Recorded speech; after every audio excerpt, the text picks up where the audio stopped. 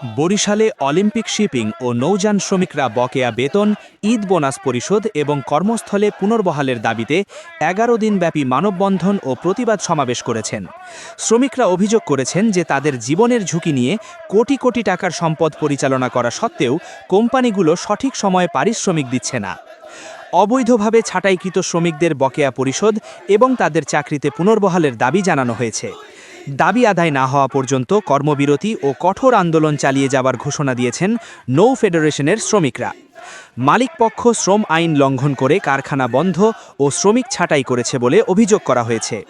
শ্রমিকরা হুঁশিয়ারি দিয়েছেন, তাদের ন্যায্য দাবি মেনে না নিলে তারা জাহাজ বুঝিয়ে দেওয়া সহ কঠোর কর্মসূচিতে যাবেন।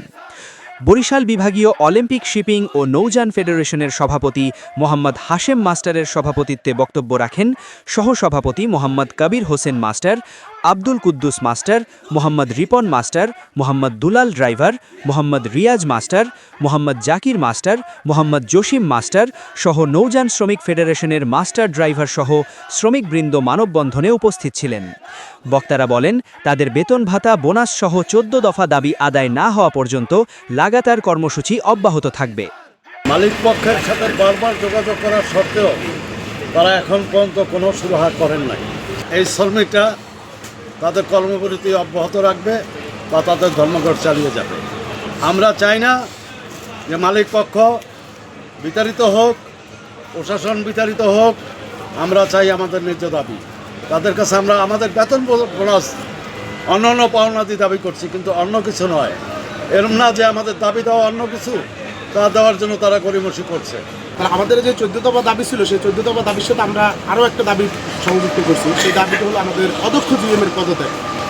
অদক্ষ জিএম, সে যে জিএম দিয়া জাহাজ পরিচালনা করা যায় না, সে জিএম দিয়ে আমাদের কী হবে, আমাদের জাহাজে কী কী প্রয়োজনীয় মালামাল অথবা কীভাবে জাহাজটা পরিচালনা করা যায়, বিগত দিনগুলোতে এই জাহাজটা আমরা কীভাবে চালাইছি, মালিকপক্ষ কীভাবে চালাইছে, অনেকগুলো স্টাফ নিয়ে চালাইছে যেভাবে, আর সেখান থেকে যদি স্টাফ ছাঁটাই করা হয় সেখানে তো একটা ঝামেলা সৃষ্টি হয়ে যায়। আমাদের যে জিএম, সেই জাহাজ সম্বন্ধে তার কোনো আইডিয়া নাই।